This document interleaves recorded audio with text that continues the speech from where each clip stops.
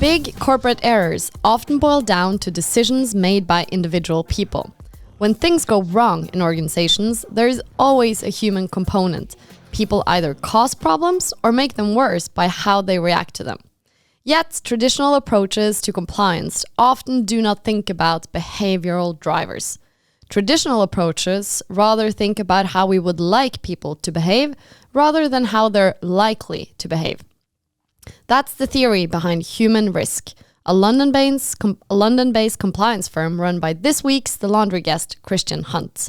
Christian has over 25 years of experience in financial services, and he brings a unique perspective to the field of compliance, having both been a regulator with a subsidiary of the Bank of England and as a risk and compliance officer at UBS. Christian is passionate about helping companies encourage ethical and thoughtful behavior from their employees, even when under pressure. We were interested in digging further into this topic. Welcome to The Laundry, Christian. First off, what does human risk mean to you?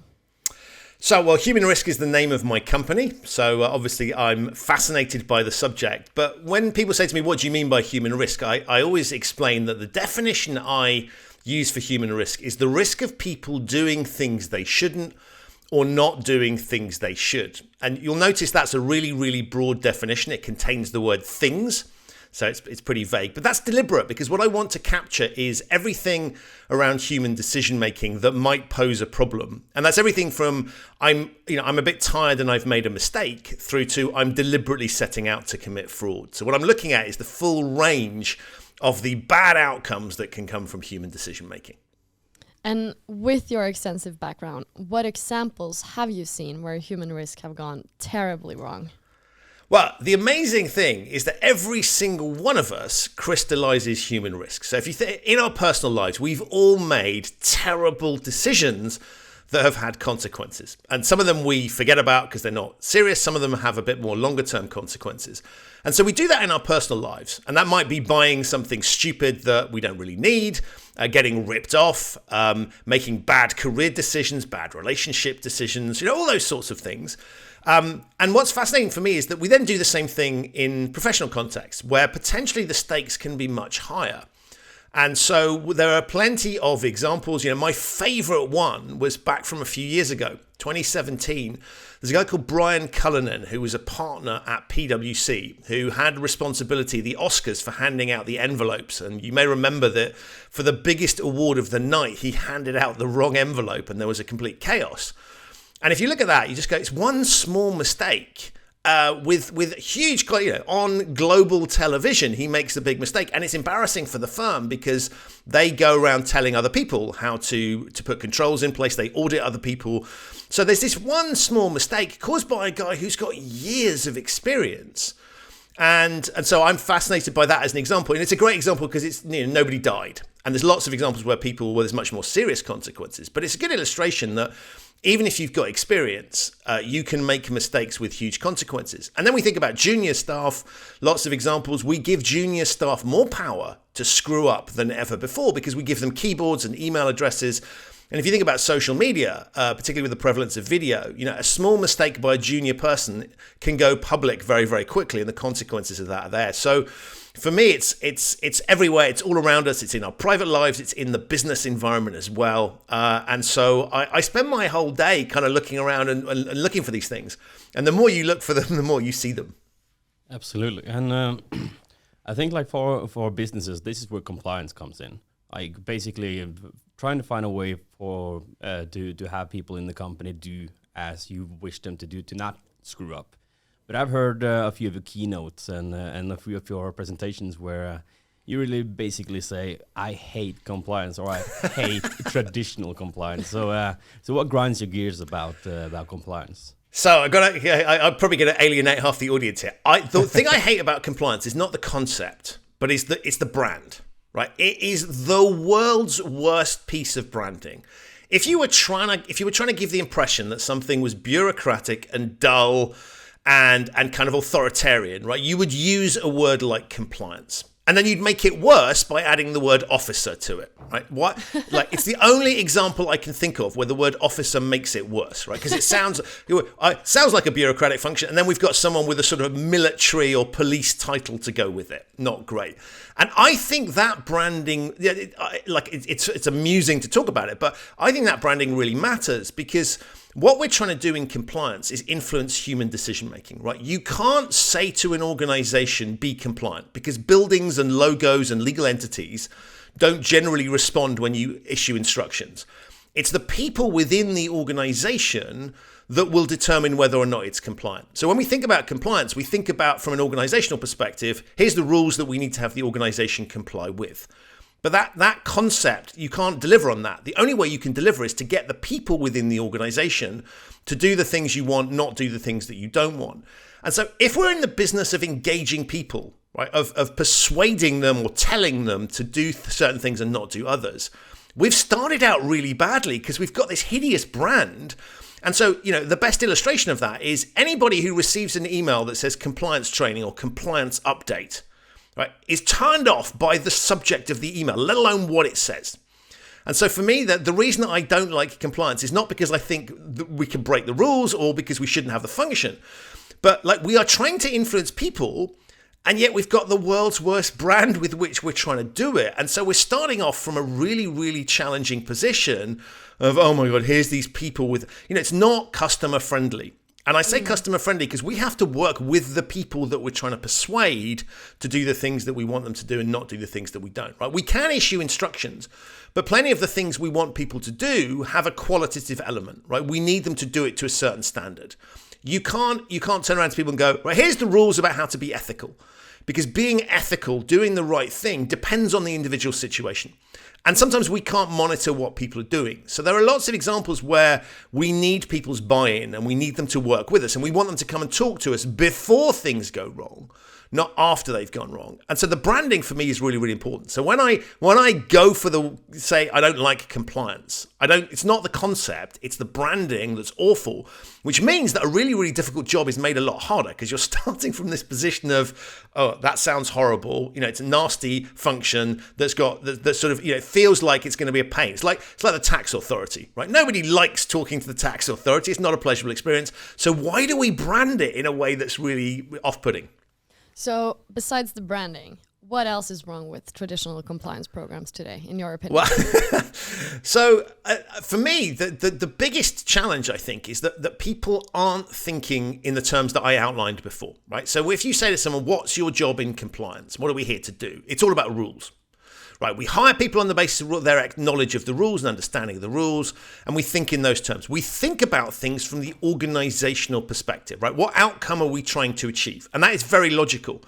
But we've got to shift it then into, well, what does that mean for the people that are going to help us deliver that?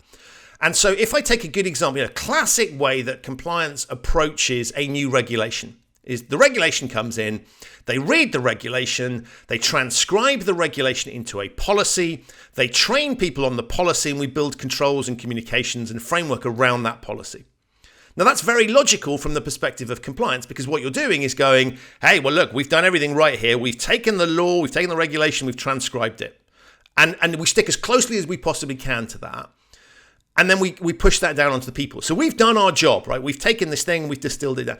But if you take that approach, you haven't, because what you've basically done is said to the people who are in the business, who, let's be honest, are not interested in compliance. And I don't mean that they want to be lawless. I mean, if they were interested in compliance, right, they were passionate about reading rules and regulations, they'd be working in compliance. But they're not. They're interested in sales, or they're interested in whatever their job is. That's what they want to do. And so they're not interested in being compliance experts. What they want to do, in most cases, is they want to do their job in a manner that is compliant, right? They're not turning up to work to deliberately break rules.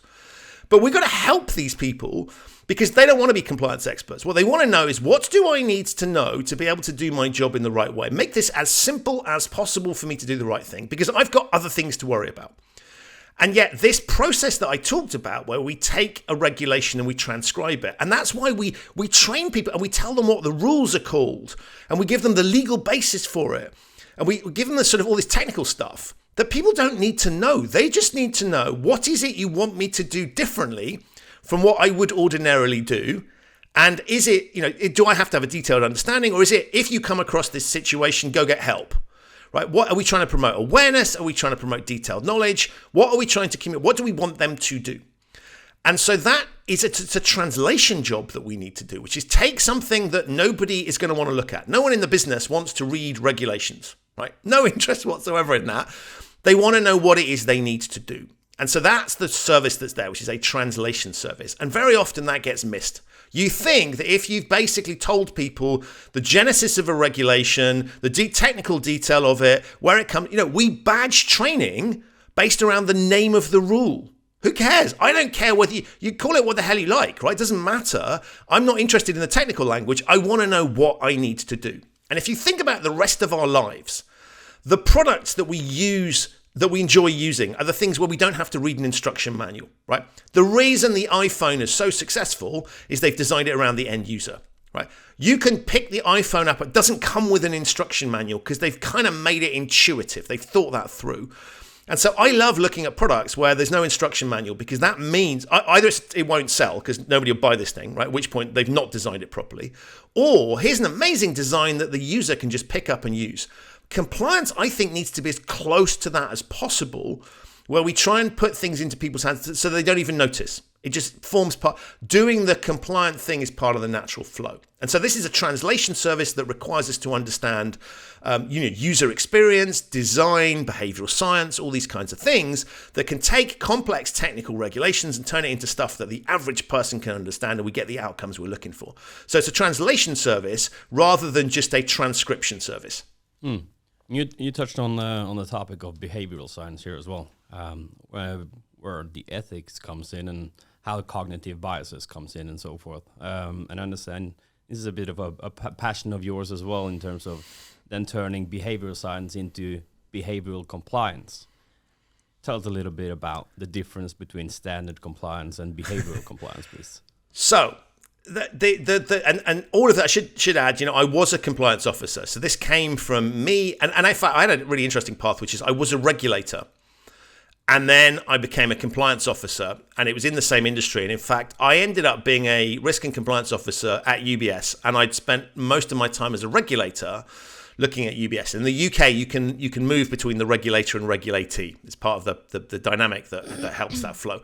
And so I ended up eating my own regulatory cooking. In other words, I was having to implement stuff that I, at the regulator, had imposed on the firm. And I was like, this isn't landing.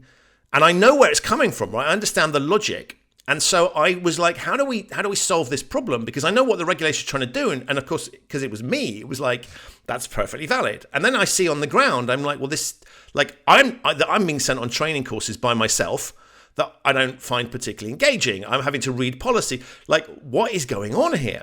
And so I start to realize that compliance is the business of influencing human decision making.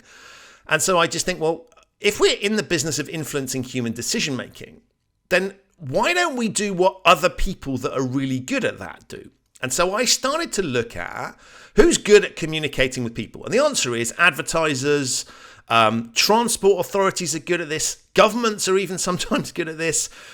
And I thought, well, we're doing the same thing, just in a different context. So how can I get better at that? And the answer is behavioral science, which is the study of human decision making. So not the theoretically why we make decisions, which is the sort of economic view of the world, but actually the realities, right? What drives our decision making? And there's this beautiful scientific body of work that people have started in academia some time ago to look at and say, well, why do we really? What's actually driving our decision making? The things that advertisements subliminally play on. Right, because if you look at advertisements, most of them, it's very illogical. I mean, some of them are like cars. We'll talk about the safety features. That's logical. But there's lots of other things where we'll buy a product because we recognize the brand, or the jingle works, or there'll be something makes us laugh. But stuff that isn't logical for you to buy that thing that grabs your attention. And so what I started to think was, well, if we're trying to communicate stuff to people and trying to design things that get them to behave in a particular way, why don't we borrow from that context? And so behavioral science, which is the study, gives you lots of clues about things that you can use to get the outcomes that you're looking for. And sometimes those things are counterintuitive, sometimes those things feel like they don't feel like they belong in a professional context. So a good example is we are heavily influenced by other people. So we know this. If you go to a restaurant, what they will do is they will fill up the tables near the window first. One, because it's the nicest views, but secondly, so that when you go past the restaurant, you go, oh, that's really busy, and therefore it must be a good place to go. Nightclubs, why do they build lines outside nightclubs? Well, the answer is so that it looks really popular. Because they can't show you inside the nightclub because there's no windows, so they build this artificial line, which is why if you've ever stood in line for a nightclub, you wait for ages and then they let you in, there's no one inside. Right, they are deliberately showing you that this is a popular thing. They're creating an artificial thing that says loads of other people are going to this, and therefore it must be good. And in fact, loads of other people are prepared to wait, so it must be really, really good. And so they artificially create this structure. And so we know from that context that what other people do is relevant. So when we look at compliance, we'd say one of the factors that you want to consider is, well, other people. So if I go on a training course and I'm told the company does things this way, so induction training, good example. Right, we get told about how the company behaves. If I then leave that induction training and I see that everybody else is behaving in a completely different way, I don't care what I'm going to go with what everybody else is doing. And so that's where culture becomes important. And so if we start to recognize the influence other people can have, we can start to say, okay, we can't just look at compliance as if I train someone in a classroom or online, I've done the job. I have to recognize that they are going to take cues from other things. Now, if I know that, I can start to play with that quite cleverly and use that not as something that's going to go against my program, but I can work with it. I can do campaigns that use what they call social proof, that the idea that if lots of other people are doing something, it must be a good thing to do. I can lever that in my communications, in my training, and I can be aware of it as a risk that's posed to my compliance program. And so for me, this study of things that are used in other contexts isn't just something that's sort of slightly useful. It's exactly what compliance should be about. So my whole mission is to say to people, if you want to be good at compliance, you need to have a really good understanding of behavioral science, because that's the job that you're there, is to try and influence other people. And so you wouldn't hire someone as a vet to look at if they didn't know anything about animals. So why are we running a compliance function where people don't have a good understanding of what drives human decision making? Because that's what we're trying to influence. The good news here is that you don't have, in the same way that we don't need people in the business to be experts in compliance, we don't need compliance people to be behavioral scientists. We just need them to have enough of an understanding to be able to do their job in a manner that doesn't do stupid things, right? That does something that works. And so what I'm here to do is to help people to say, okay, this is why behavioral science is important. And then here's the basic skills that you need, the kind of grounding that will make your program that much more effective.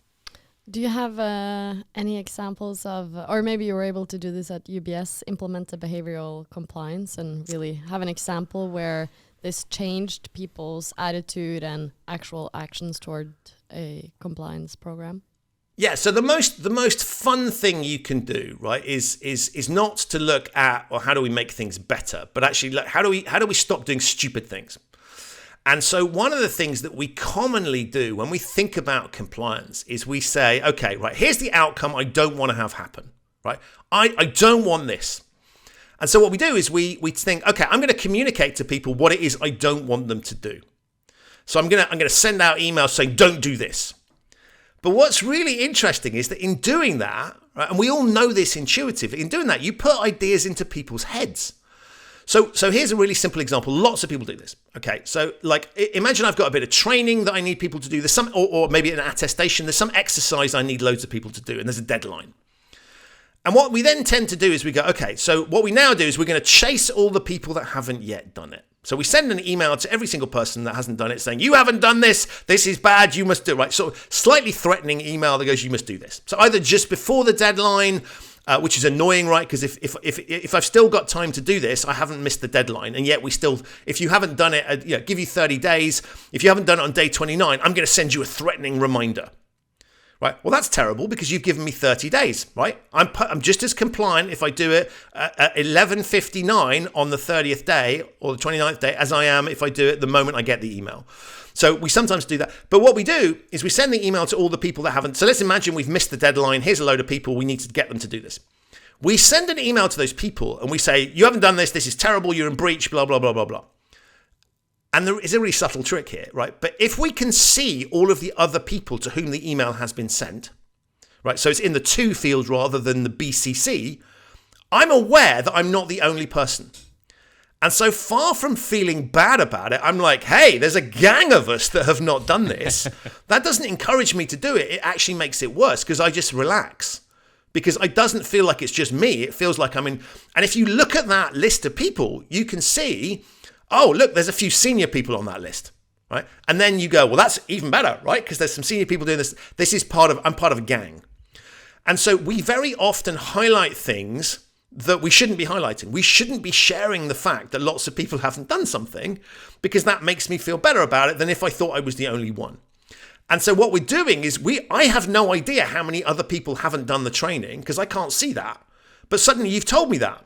So you've given me information that allows me to see that non-compliance is prevalent. And so there's an example of it happening too late. But we also do it with things like surveys. You know, we'll try and encourage people to complete the survey. We'll send an email around saying 40% of you have completed the survey. And the idea being that you go, you know, you would want people to go, oh, that's a lot of people that haven't done it. We should hurry up and do this so we can get to 100%. In fact, you go, oh, well, look, more people have not done it than have done it. And so I don't need to bother, right? There's no point in doing that. And so, you know, a good example, if you're going to use percentages to encourage, you need to make sure it's like 80 or 90%. So the vast majority have done it.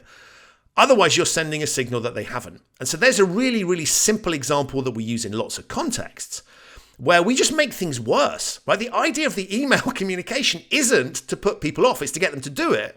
But actually, you've just given them a data point that makes it worse. And so, really simple example, lots of illustrations of it in action. Stop doing that and you will improve things immediately. So there's lots of examples like that, really simple, the way we design things, the language we use, that actually has the opposite effect to the one we'd intended. Do you have any examples more specifically related to KYC or AML or within banks or financial institutions that you could share?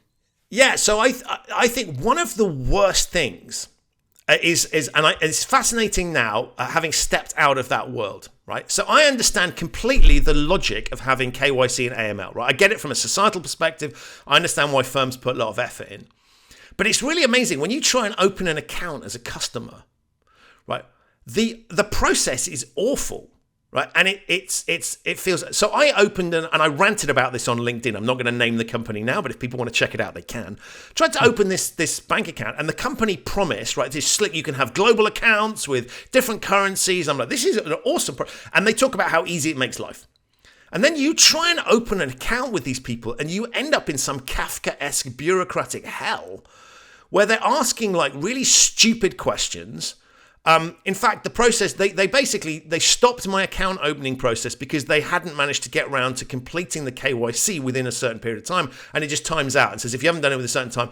And so they then communicated to me and went, oh, well, okay, your process is time. You need to start again. I'm like, what? How is that good customer service? And so when I look at behavioral science thing, I think often compliance processes are designed to feel really... They should be slick, but they often feel really clunky and really kind of intrusive. And so here's a company that prides itself on customer service, right? That talks specifically about how easy it makes life. And then the onboarding is like onboarding from hell. And so to my mind, one of the things I'd say to people is if you are running a compliance process and KYC, yes, it does slow things down deliberately and it needs to go through various steps to go through. But does that fit beautifully within the rest of your customer service proposition? There is no point in being a really, really slick company that provides a very sophisticated service that's client-focused if your compliance process isn't client-focused. And so there's this clear mismatch. And the reason I say that is not just as an irritated, I'm not banking with those people because I'm like, if this is what you do on day one, then what the hell is it going to be like when I'm actually, forget it, right? So I've walked away from that thing. Not just that you lose customers, but here's the interesting thing. If your compliance process feels really clunky, and I get that sometimes you want to make sure people know that it's there, right? It's a bit like airport security. We create airport security, we slow people down. It's deliberately not as efficient as it could be because we want to send a signal to people that might want to be doing bad things, or to this is not as easy as it looks, and to passengers, look, you've gone through a process so you can feel safe flying. So there is a little bit of deliberate friction that's there. But What we see in a lot of compliance processes is there's way too much friction, right? It's horrible. And here's why that matters from an internal perspective. If your compliance process feels horrible and the rest of your business is focused on slick customer processes, the message you send to people internally is, this is not aligned with the rest of our business. Compliance feels like an add-on. And that means that whenever anybody comes across they're like, oh, compliance is painful. It doesn't belong in this world. It's an alien thing. And so I'm going to get through that alien thing as quickly as possible. I'm not going to take it seriously because these people don't understand our business. And so that's where I would look at an external process and say a clunky external process that feels at odds with the rest of what the business is doing, sends a signal to everybody internally, this is not part of what we do. And so my argument is both it's bad from a customer experience perspective because people like me go, screw this, I'm going somewhere else. But it also sends a signal to people internally about what compliance is about. And when we have that terrible brand name and we're running processes that feel awful, you are literally just going, here's something that it feels like something we should be getting rid of. Get rid of this, remove it, and we shouldn't be doing that. We should be trying to make it integral to part of the business. And that, for me, is one of the challenges that's there. Is a lot of the processes, historically, they've had to be clunky because they're manual. We can automate these things and make them more effective. And so, sure, make people realize that things can't go. We can't just do things. We need to think about why we're doing things. Let's slow things down a little bit. But when it becomes so bad, so at odds with the rest of what the business is doing, you're alienating yourself from the very people that you need to keep on board. You mentioned that one of the key tools would be to stop sharing basically information that would help people not be compliant. You mentioned the 40% versus you need to show that the vast majority are actually being compliant to inspire other people to be compliant as well. Just finally, what other tools would you suggest for a compliance officer or anybody setting up a modern day compliance program that actually integrates a few of these behavioral science aspects into a program? What other tools would you recommend them? So the most important thing, number one thing, is you have to think about things from the perspective of the person you're trying to influence. Okay, so what we often don't do is we don't think about what is this like for the average employee, the employee that has to go through this experience. We go, well, because I'm compliance, right? My job is to make sure that people do this. And so they have to do my training. They must comply with this rule. And we don't think about the fact that, well, will they enjoy it? We don't care, right? That I'm allowed to do this because they're an employee and the employment contract says we can tell them what to do. And my point isn't that we should make life as easy as possible for employees and that they don't have to worry about the rules and that, if they don't like a particular rule, well, we'll just have to live with that. My point is the opposite, is to say we need to think about things and say to ourselves, not design things for the way we would like people to think and behave, but think about the way they are likely to behave. So if I want them to do some training, I need to make it engaging and interesting, right? I can't sit there and say, because they have to come to the training, I don't have to make any effort. That is the wrong approach here. What we need to do is be thinking about it. What is this experience like? So don't send training emails to people on the 24th of December just before they go off, right? No, or on a Friday afternoon, right? There is a big difference between an email that I received asking me to do something that I may not enjoy on a Monday morning maybe than there is on a Friday afternoon, right? I'm in a different frame of mind. So we need to think about when we communicate with people, how we communicate. And really we need to adopt a kind of customer service mentality of saying, what does this experience feel like? And how can I make it better? Now, there are going to be some things where you don't have the ability to change, right? They have to do certain things. But you can change the way that experience feels, right? We have all been through processes that we thought were going to be boring, but actually were cool. School, really good example. You've got teachers that are teaching subjects that are a little bit boring who make it really interesting. And you've got teachers who have subjects that are really cool who make it really boring. So there's a simple. So let's be like those teachers that enthused kids, that made it interesting and exciting. And you can take very boring and tedious things and make people interested in them if you frame it in the right way. That requires effort, And that's effort that we often don't put in. But if you really want to get the outcomes, that's what you need to do. And so I would put a customer service lens on and go, I know that I could make this process bureaucratic and tedious, but I'm not going to do that because I want people to take this seriously. I want people to engage it. The problem with that is that the more time you spend looking at a process, right, the more of an expert you are, there's something called the curse of knowledge that makes it harder for us to put ourselves in a position of somebody that doesn't know that. So we understand why you have to do a particular compliance process. It doesn't occur to us to explain to them why that might be, or to think about it from the perspective of someone that's never seen this before, doesn't understand the logic behind it. How do we engage those people? So we have to get into the mindset of our employees to think about it from their perspective. That's the number one thing. I think time is running out, and with those final words, I think we're going to wrap it up. That was a very good summary of it, I think. Appreciate you joining the podcast, Christian. Thank you for having me.